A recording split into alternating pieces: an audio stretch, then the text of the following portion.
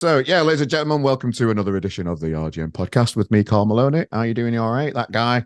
And we're here for another week of music chat with people within the industry. And today I've got my old mucker from Sheffield, John Windle. Hey, up, pal. You all right? Hello, mate. How are you? You okay? Yeah, yes, sound mate. Yeah, nice one. I always enjoy. I think the last time we had a chat, it was deep in lockdown. I think, Right there. and that was a long time ago. And I recently spoke to Ben and Maz down at Tramlines. I think you had a problem with your throat or something, or you were just slacking. One of the two? I can't. I just like the little people do. I just, yeah, I got weirdly, I've got laryngitis, Oh, like, yeah, yeah. which were like, so I had a nightmare at Tramlines, which were devastating because Mm. we'd never done it as a band. We'd never done Tramlines, and I was so looking forward to it, and I can't remember any of it because I was that dosed up on my cold medication and I had to have some steroids and things to try and get my voice going. I can't remember a thing about it hardly. It's mad that, innit? Do you know, like just the timing of it all. After all these years, the band are back, about to play the main fucking stage in Tramlines, and then you get Yeah. shut down by this weird stuff. What did they do to you then? What did they like prop you up with? How did he get you through it? Just not to speak, which is hard for me. Okay. So I couldn't speak.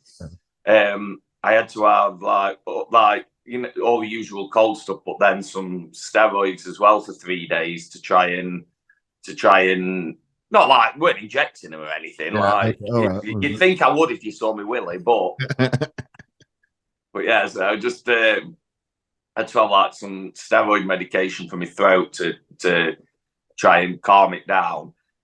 But it was so hard. You know when you're trying to sing and you just know it's not you Yeah. can't hit anything. And I weren't myself. I felt right bad. I felt because we'd waited that long to, because every time we always go to Tramlines and it were like blooming out. We're finally here because obviously while Tramlines has got bigger and bigger and bigger, we haven't been on the scene. Yeah. It was always like, oh, it'd be great. How good would it have been to play Tramlines?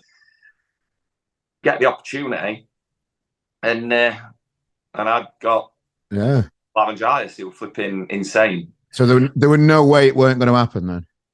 No, because it didn't start happening it weren't bad till a few days before. Yeah. And then it was a little bit like at that time, like we can't pull out this because we might never do it again because we didn't know how long we were gonna carry on for. And I just thought it was Sheffield, and I knew the thing is, if it had been somewhere else, I'd have been like, there's no way I can do it. But it was Sheffield, and I thought, I know the Sheffield crowd, and I know they'll sing with us, kind of thing. So I knew we'd have be able to get away with it a bit more in Sheffield because the crowd are so good and know the words and sing along. So it was. I think they did. I can't remember. Honestly, I can't remember any of it. Yeah, fair enough. Well, you can listen back to episode 52 of the podcast with Ben and Maz. They had a different story. They just said you fucked off being a diva. Yeah, no. That's how it should be, shouldn't it? Fair enough. I'm the fun man, aren't I? All these liberties. We're not messing about with these chats before gig. I'm over there. Yeah, doing all beneath me. It's beneath me. Yeah, Interviews. Well, the first time that we had a chat in lockdown, when you announced that the band were coming back, I think you just put some like teaser stuff on your socials, and I can remember you saying it was fucking hard work learning the songs again, and back in the rehearsal room, just getting wheeling the old songs out again and playing them, and you were just planning on doing a few gigs at O2 Academy, and that's it. That was the initial idea. That was the initial idea, and then we really enjoyed it. It was like, let's just go with it and see what we can do. We've got ideas for songs. We've been through lots of different things in the last, in the time we were away, and it was a case of let's just see where it goes. Let's enjoy it for what it is, and while other people want us to hang about, we'll stick around and just enjoy it. Yeah, but it were kind of like, you know, why would you go to all this effort for just 2 gigs at Academy? I'm not belittling the Academy in any way at all. It's an iconic venue in Sheffield. I just mean, like, why would you like go back through all that pain and, you know, getting the guitars out again and learning all this stuff again, and get yourself back and gig fit and all that kind of stuff to not do more? You must have known. Yeah, I think back Rollers Heads, we wanted to do more, like, but we didn't want to, because it was such a nightmare getting it off the ground again. It were like I think there were one. We announced it in 2020, didn't we? And it was just before lockdown, when there was all the talk that we were going into this pandemic and what have you. And I remember seeing one tweet, I think it was, after we'd announced that we were coming back to do the 2 gigs. It was something like, millions of people are dying, the world's going into a global pandemic, and that's not the worst news I've heard today. The worst news I've heard today is little man Tate coming back. Oh, that's funny. I was like, he's just won the internet. That's funny. But it sounds like you're being a bit like from Sheffield with that kind of opinion. You know, forget the pandemic. We'll move on from all that shit. I just mean like it sounds like you weren't, as a band and as a group, you weren't presuming too much from it. You just wanted to have those 2 gigs and then, you know, just have fun with it and not presume too much, like Sheffield is going to do, don't they? Yeah. Just take every day as it comes. Like, it was just like, we'll see what happens after that. So we knew. We obviously had the first show on sale, and the second one was, because they do, don't they? You know, promoters, they'll save the day, you know, an extra day and that. So we knew that there was the possibility of doing 2 comeback shows, but we genuinely hadn't. There was no real plan after that, which I think has maybe like caught us up with the delay of the album and the delay of the tour, because the album, when we decided to do the album, it took longer than we envisaged in his head, because we were still thinking like, oh, you know, we'll just write songs out, get them recorded, but there's so much goes on behind the scenes that ain't about the band, you know, like with like timelines and everything else. So that's what the album weren't ready, so we couldn't do the tour because the album were never going to be ready, and then we had to move it back, which we were gutted about, because we were desperate to like keep that momentum kind of going. But yeah, we're here now, ready for the tour. Well, I know while you weren't on the stage, you still had your toe in the industry, didn't you, as a manager and that kind of stuff. Did that help you for the comeback? Did you take on any of your own tips that you give out to other people for yourself? Yeah, well, it's in terms of the management side, I've always been more on the creative side, not the business side. So yeah, I don't follow any of the rules. I do. It's do as I say, not as I do, kind of thing. In it. Fair enough. What's the industry like now compared to what it was when you were first playing at it? Very different. Go on. Very different. I think you got all different. The way the record deals and things are structured are completely different. So back when we signed our first deal, I might get this wrong, because like I said, I'm not on the business side, but from what I can work out, back when we were signed our first deal with E2 in 2006, you'd get an advance, and that advance would be recouped via sales of CDs, vinyls, what have you. Because we were sort of like that last batch of bands that got signed off the back of the old deals when it was still decent money. And what they do, say you sold a CD for like a tenner, I think the label took £5 of that. Yeah. And then £2.50 went into another pot, which would pay off some of your advance, because the advance is just a loan.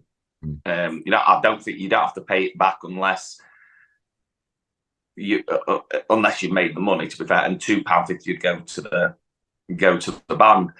But then obviously, because record sales are so small now, and everything's streaming and what have you.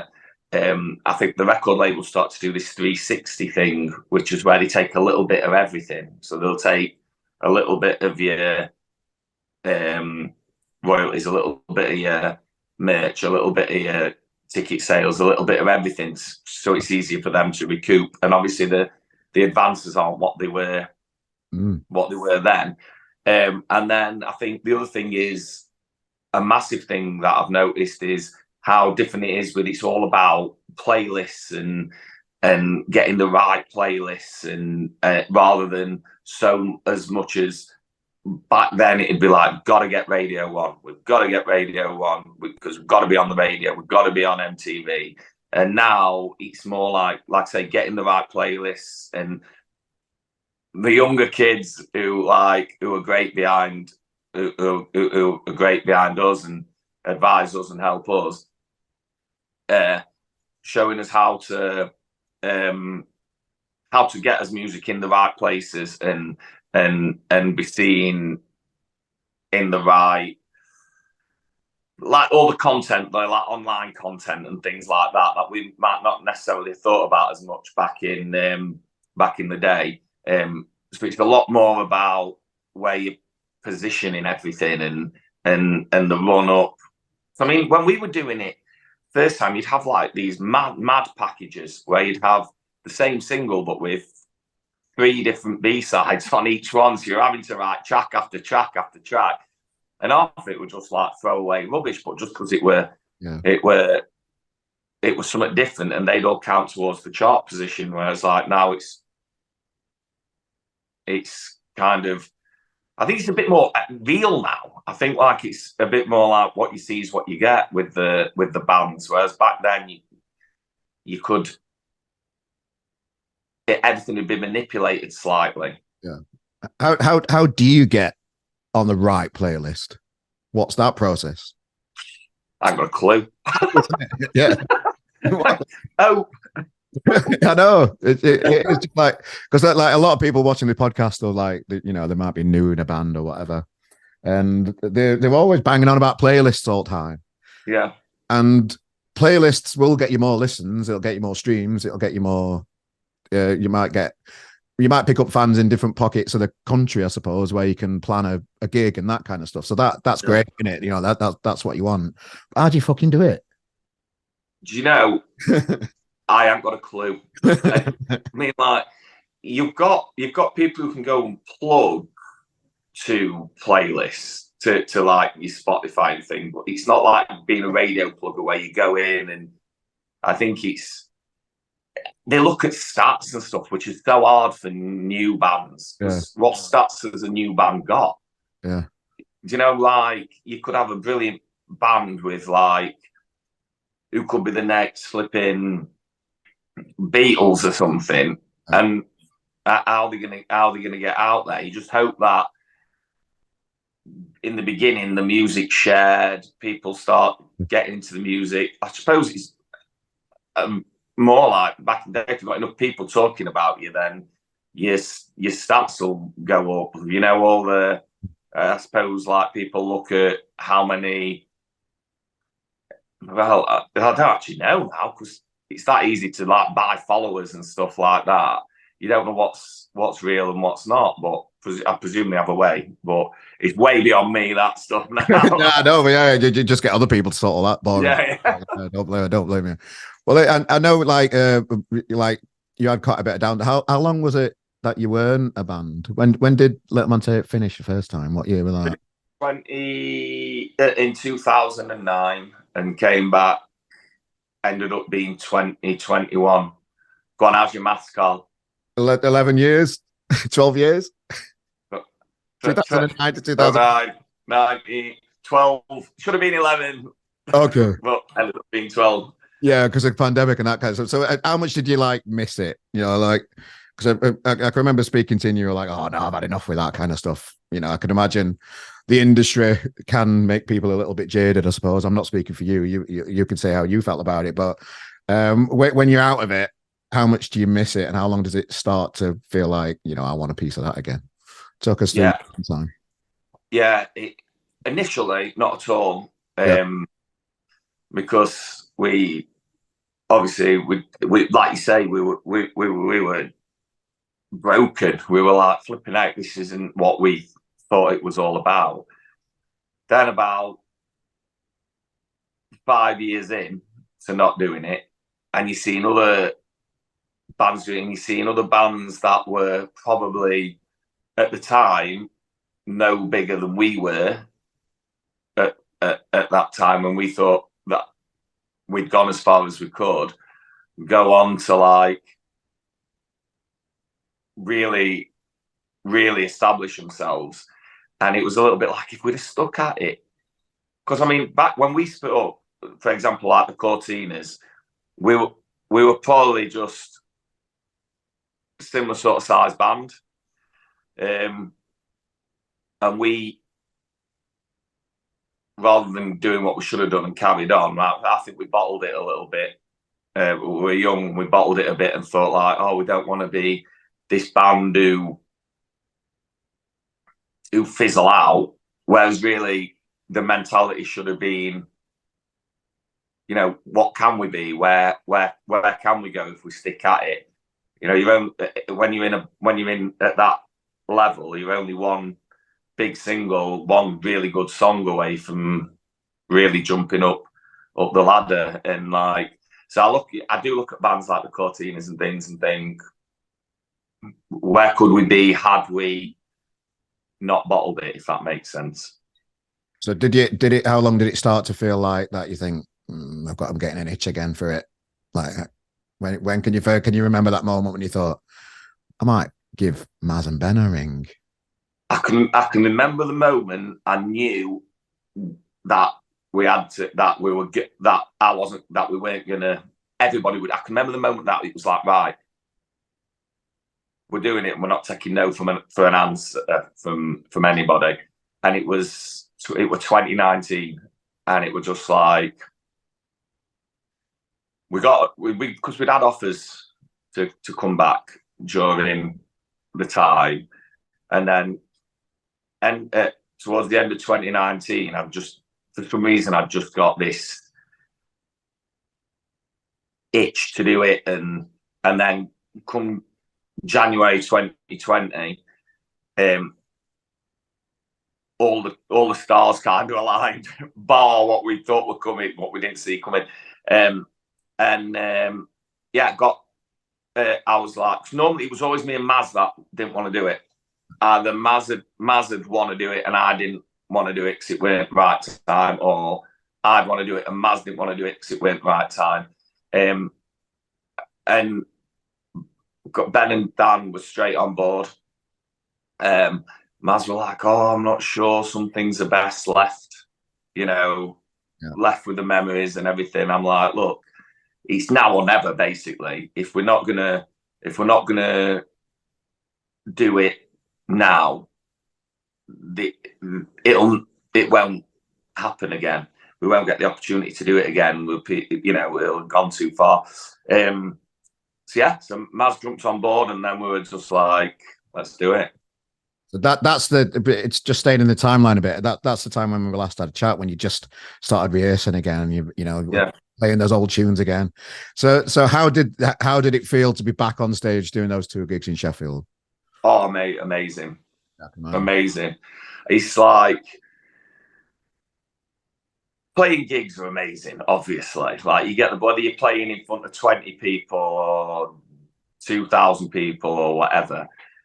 But when you play Sheffield, and I'm not just saying it, when you're a band from Sheffield and you play Sheffield, it's just another. You almost feel like a football team. You feel like, do you know what I mean? Like, you feel like all they want is a banging night and for you to do well and them love it.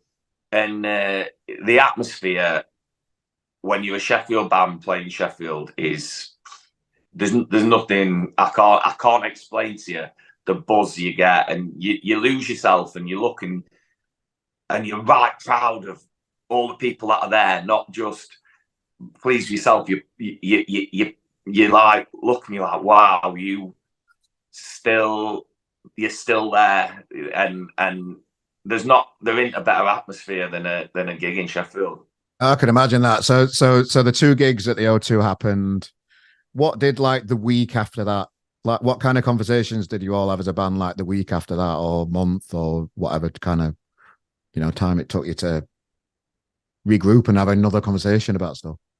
So we went out on the Sunday and all got really drunk on a Sunday session, and then for the week after that was the most depressing week ever. It was like all the effort that had gone into it, the build up, the shows.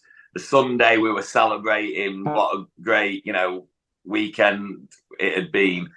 And then there's this massive lull of like, oh, now what? Back to reality. Back to, we're not these people any more than what we were for the last 2 days. We're just back to being us. We didn't have that focus where we put everything into something.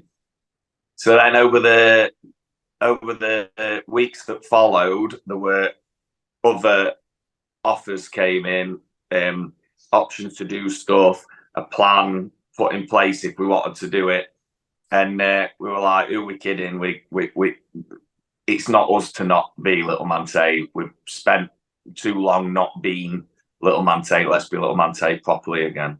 Was that tour managers? Was that record companies? Lots of different people. So you have a live agent, obviously, and the live agent sent us various options of shows. We got the Tramlines offer, which was like one of them, like, would be mad to not do that when we've never had the opportunity to do it. Other festival offers for the following year, a plan put in place for if we were going to do an album, this would be the timeline, what the tour would look like, but the main bit was the reaction to it, the reaction from the fans and the feedback that we'd got from the shows and the reviews, that we were like, let's go for it. I love that. And I presume you had like adult things to do to pay the bills and that kind of stuff as well. How did you manage having a normal job around these new exciting things that are happening? How did you as a band like manage all that? Just we're pretty lucky because I work for myself and I've got people who work for me, so I could rely on to like cover for me. Dan's got his own fruit and veg business, so he's got people who work for him. Maz was the hardest one because he's a teacher, so it's difficult it was more difficult for Maz, especially on the Enemy tour. He actually missed a couple of shows on the Enemy tour because he just couldn't get it off work. But it's, for the new tour, we're sorted. So, hard. Ben's still on the dole. What was he doing? He works for Yorkshire Water now. Oh, does he? Oh, he's a yeah. He works. So blame him for your leaks. Brilliant. So that's kind of nice, really. I know what it's like living with a teacher myself. You can't just have the day off, can you? It's a massive commitment to the kids at your school, isn't it? And it's hard to do stuff outside of those type of like serious careers, isn't it? Yeah, that's why I always think it's best to not have a sensible career. Fair enough. Good. So when you look at the career that you had before, and it's happening again. The new tours that are being booked, the festival slots, it's happening again. Did you approach it differently to the first time? Because obviously you were a lot younger when it first happened, and now you've got an older head on you when it's happening again. Did you? Was there different like conversations you had with people around doing these things again, like with even with like personal relationships? It's like, oh, you're just a big daft kid. You're going out to play guitar over there, aren't you? Yeah. You know what I mean? It's like 100%. It's like we've approached it a lot more relaxed, like a lot more relaxed. Like we're not here to be the biggest band in the world. Do you know what I mean? We're not here to be rock and roll stars and all that. It's like, let's take it for what it is and see where it takes us. But yeah, it is a bit like, what's he doing? But then the kids have been massive in like in us doing it again, because they were always like, we've never seen you play. But like all of us kids, like we've heard like, and we've seen videos and stuff. And they're like, with the comeback gigs, they were a big part of it, because they were egging us on to do it. So yeah, but you're right. But I suppose some people can look at it and think, what are they doing? The flipping 40-year-old going back out there doing that. But yeah, we're much more relaxed, and we're much more savvy to the industry than what we were as 23-year-old kids. So spot the bullshit quicker, I suppose. Yeah, exactly. No, that's interesting. So how would you score the relaunch of Little Man Tate out of 10? I'd say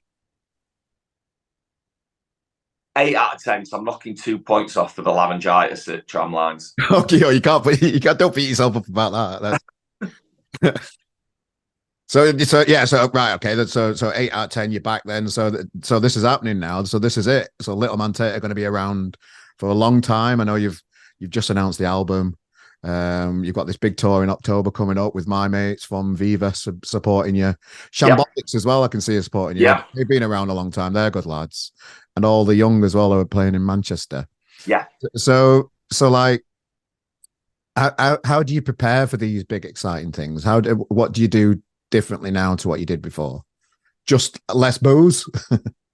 Yeah. A better lifestyle. Yes, okay, fair enough. Yeah. I said less booze. I'm not actually sure about that. Fair enough. The booze is pretty much still the same. I think it's other things that are less. Yeah. But yeah, the rehearsals are more sensible, and we actually did a sound checks and things where back in the day we one of us had been missing. Somebody had been missing. We were a nightmare. We'd like, because we were on the bus and stuff, and then we couldn't find Ben, and somebody else would have to sound check for Ben, and then he'd find him in a toilet. It was a nightmare. I think we let a lot of things go to his heads back then, and thought we had to be the Libertines all. Do you know what I mean? Thought we had to be rock and roll kind of. It was like. You what? Sorry. Even with my little band at the same time, we indulged. Yeah, you kind of. It's different now, isn't it? But back then it was, and it weren't just it were all around you. All the bands were like it. It was just it was dirty bastards on the piss all the time, weren't it? Yeah, and it was like, how much havoc can we cause? Yeah, there were more stuff causing havoc away from the music, and it were just like, whereas this time it's all about the music. We don't have to get in a row with some band to cause some interest in the press. We don't have to say somebody's shit that we didn't think was shit. Like, I mean, there were times we'd say we'd be told to say somebody would say something about somebody, so they'd say something back, and then you'd cause, like, it's music, it's not football. Do you know what I mean? It's like we should all be one, all fighting for the same cause of like wanting people to hear great music, whether that's from us or whether that's from whoever else. Society has shifted quite a lot, hasn't it, compared to what it is now? Like I'm not a youngin, I can't speak for these young kids anymore, but they don't tend to like when I have young bands on at gigs and that kind of stuff. They don't seem to be like what we were back then. Just nightmares. The do take it more seriously. They are trying to, some of them anyway, trying to genuinely just, you know, do the best they can at the gigs and not be a night. Which I'm just like, Christ, kids are different these days. Yeah, and probably better for it. Yeah, definitely. Definitely makes promoters' lives easier, doesn't it? And definitely things like that than dealing with some flipping nutcases who are going to trash the flipping dressing room for the sake of it and stupid things like that. The industry just doesn't stand for that kind of bullshit anymore, does it? You know, like like venues, promoters, it's different. It is completely different now. Yeah, I mean, we used to do some stupid stuff, and you look back on it, you think, why? Like throwing like the microphone out to somebody, and that ends up and we're thinking, oh, it's right funny we've chucked get microphone away, but ultimately it's us paying for it because the venue only bill the band and like messing about, having food fights in dressing rooms and stuff, and there's shit all over the place. We got the cleaning bill and everything else, and it's just, I think going back to this question, we're a lot more prepared and a lot more mature. Good answer. So what I enjoy seeing at the minute is the Sheffield music scene thrive a lot more at the minute, because I think it's been quite, for last 2 or 3 years, been quite flat, and I'm just really enjoying seeing bands like the Rosa Docs come out at the minute. Before breakfast, those girls are just doing amazing things. Sam Shadell, Harry Larkin, shout out. Vivas that are you know, supporting you on your tour coming up. There's some bubbling. There's a lot of stuff going. FEMA that I love, those boys from Sheffield. There's a lot of activity at the minute, and the community seems quite strong as well, which is nice to see again. It reminds me back when I were in a band. Do you see that still? Yeah. There's definitely there's like a bit of a feel good factor around it again, like that. Just seeing self-esteem do amazing things. You know what I mean? It's just classic. It reminds me now a little bit of the, you know, that early mid-noughties Sheffield scene where people are going out to watch bands for on the off chance there's going to be a good band. You know, like, I mean, you'd turn up at the boardwalk and things back then, and you wouldn't necessarily have heard the bands that were playing, but you'd go along because you wanted to hear music, and you'd hear some good music. And I think it's got that, it's bubbling under a little bit. I mean, you've got Ratings like smashing it up, and just about things like that. And when you've got a band doing that, it trickles down into the other bands, and do we add the Sherlocks to that? I just like winding those boys up. They've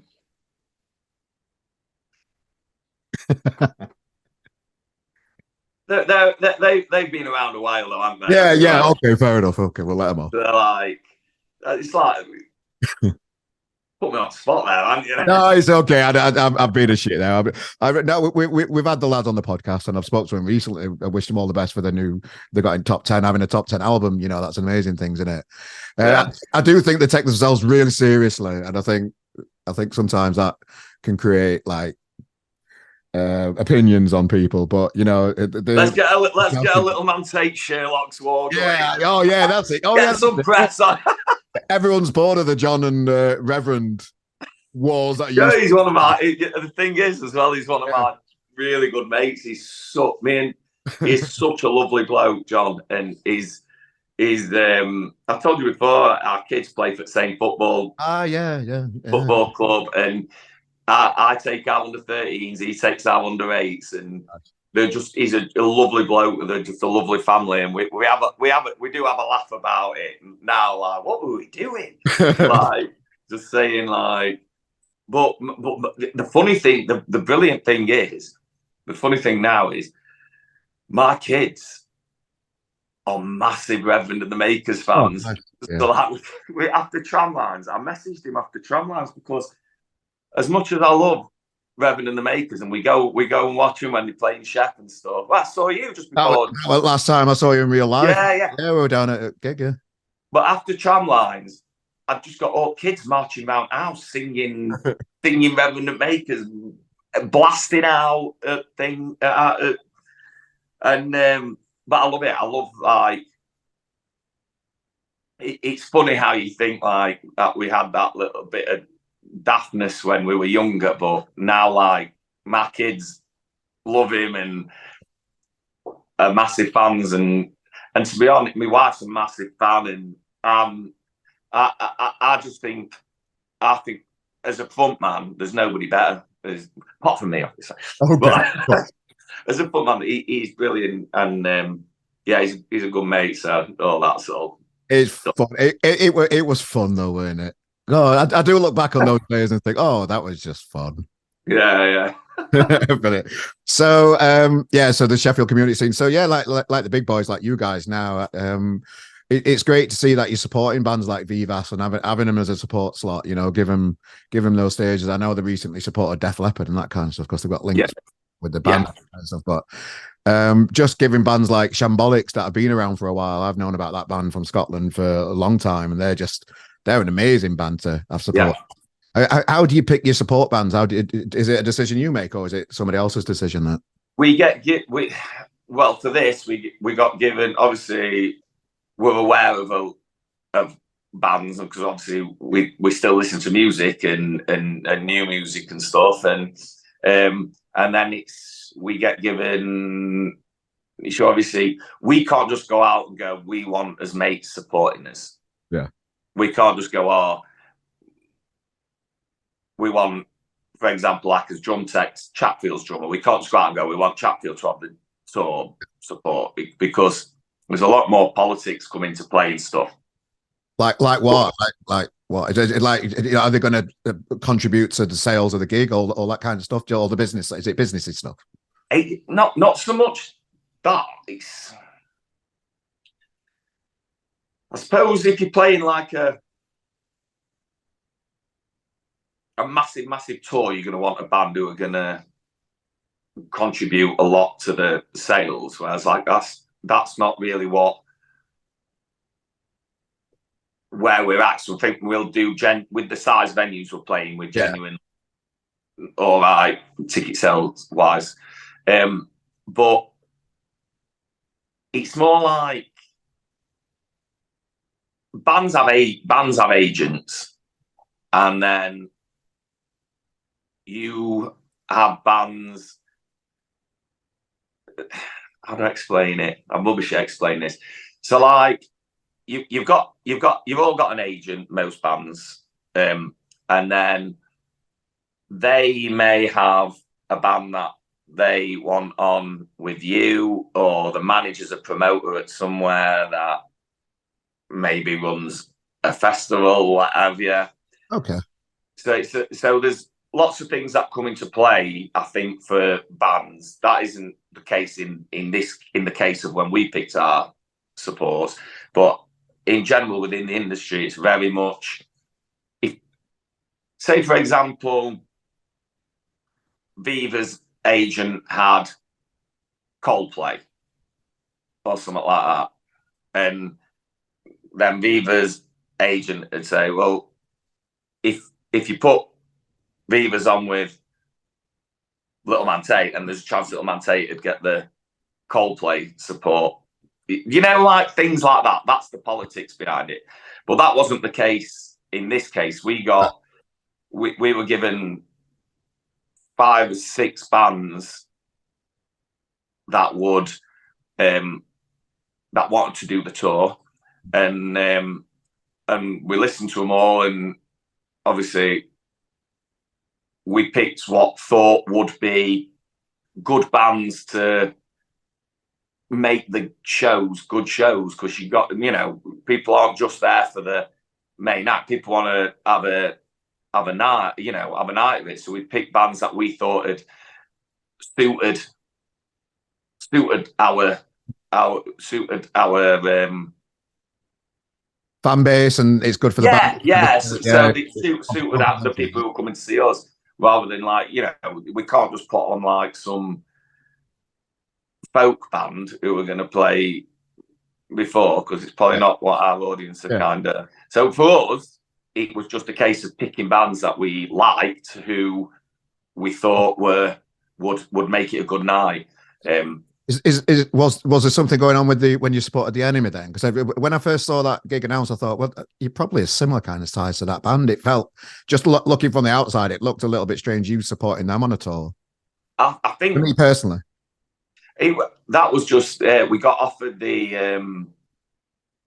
Enemy support, and obviously we were fans of the Enemy, and we were just like, do you know what? Let's get out and do some shows, and you know, the nice guys, and we had a good laugh with them and stuff. So that was all about just, you know, getting out there again, getting a tour done, and playing with a band that we're fans of. So that was, there wasn't anything really. No, like secret deals going on there. No, there were no secret deals. Right. It was just that we wanted to play because we're fans of the band. I'm looking for stuff where there is none there, aren't I? Money helps as well. Well, there you go. Fair enough. So the album then, mate. Nice one. Just seen it. I've got a picture here in front of me. Is that like Rekindles Valley? That picture? Yeah. I think I'm pretty sure. I'm 99.9% sure it is, because that's that big steep road. Because I'm from Rekindles Town originally, and I've drove up and down that street many a time. I think it was, the original picture is of Rekindles Valley, and then I don't know if you know Nick Bianco, Artie Bianco. He does all the Sheffield United pictures and stuff. And we just thought, like, it'd be quite cool to, like, you know, he's not done any like music stuff. It's all been football related, Sheffield United stuff and things like that. And we thought, do you know what? I reckon he could do a really cool album cover and artwork. So I spoke to Nick, and then I passed it on to Maz, because Maz is more creative than me. He's got like more an eye.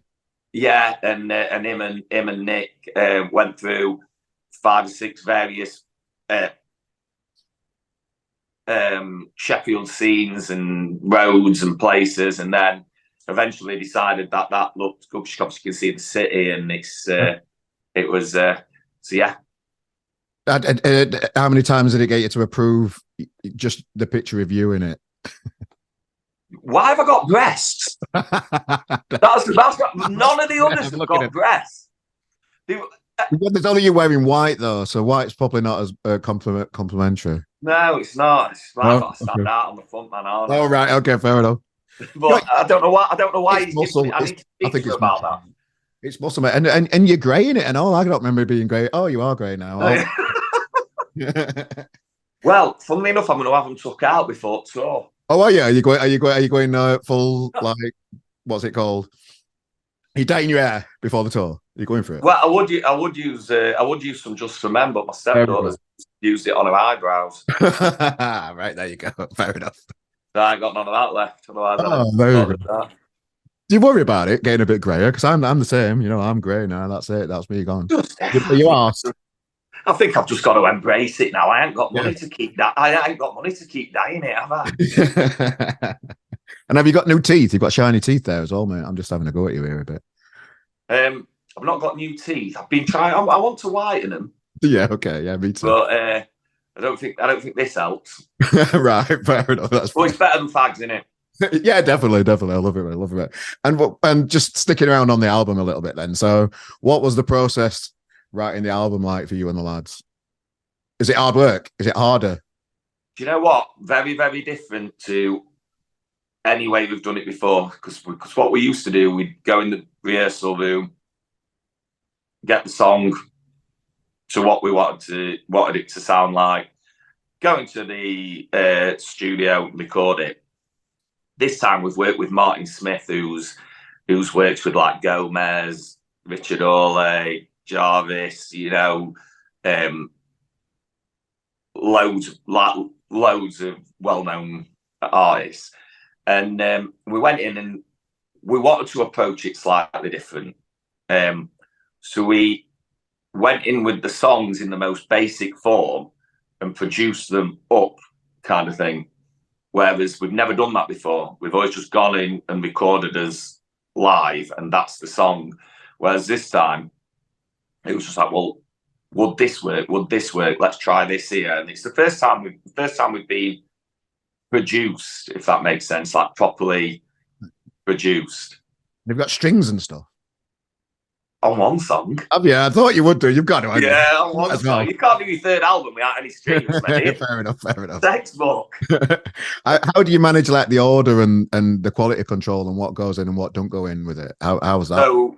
So there's 20 songs, I think, because there's going to be a few standalone singles that aren't on the album, and then there's obviously like digital and deluxe versions and all that. But the way we wanted the physical album to flow, because we've gone away for so long, you don't have that time to, you can't, evolve. Yeah. Like with 7, we'd have done 6 or 7 albums or something by now if we'd not had the break. So what we've kind of tried to do is make sure we capture at the start of the album the little man Tate of old kind of thing, but then slightly move it on a little bit, like we would have done had we done a third album in the back in the day. But we didn't want this album to be too far away from old little man Tate, but at the same time we wanted to leave it on a point where it could go somewhere else. If the next album, if there was to be a 4th album, could move on and people hopefully come along with us and jump on board. I was speaking to Rick Waiter about his new album coming out, New Sheds Ever album, the other day, and he said he even thinks about what number 6 and 7 song's going to be, because that's, if somebody's buying the vinyl, you've got to give them a reason to get up off their arse and turn that vinyl over and play the second half. Exactly the same thing. Mad stuff like that. Yeah, exactly the same thing. We've gone over it, played it in. To be honest, I'm sick of hearing it. It's like we've gone over and over it, and then played it in different orders. What song flows? What works? What goes into the next one? Well, and that exact thing with 6 and 7, exactly the same thing.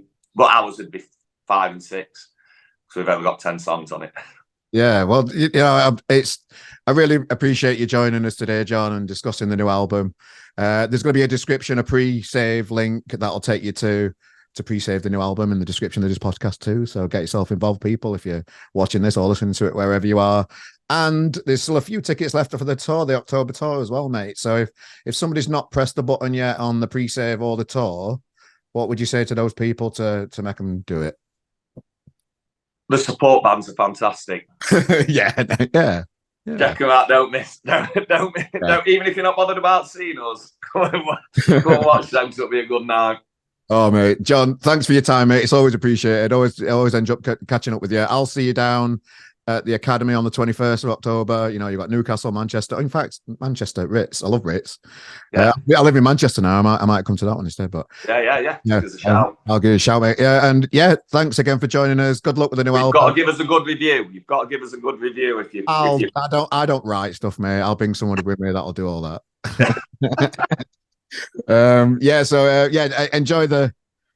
Enjoy being back into it, mate. It looks like you're having a fucking whale of a time. Well done, mate. Nice one. Cheers, mate. Thank you very much. Good job.